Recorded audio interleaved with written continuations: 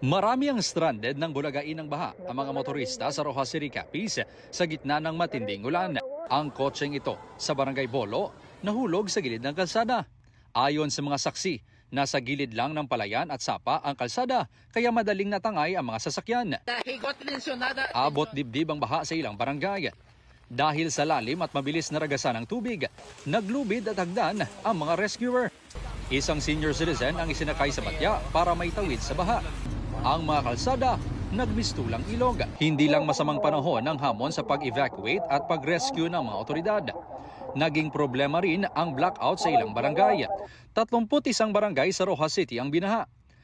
Sa tala ng Rojas City DRRMO, umabot sa 830 na pamilya o mahigit 2,700 na individual ang inilikas.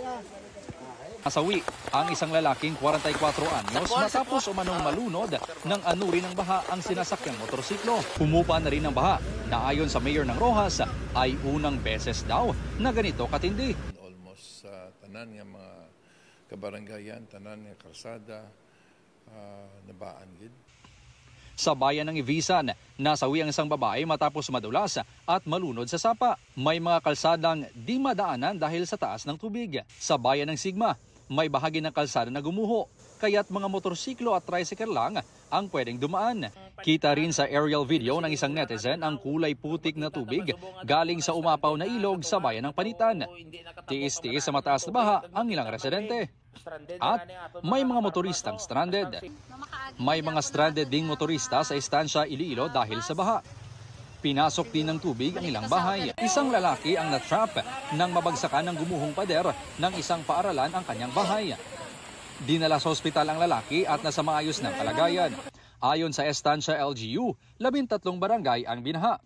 Umabot sa 389 na pamilya o mahigit 1,300 na mga individual ang sinagip at inilikas. Sa Balasan, Iloilo, nagsagawa ng preemptive evacuation nang tumaas ang tubig sa kalsada.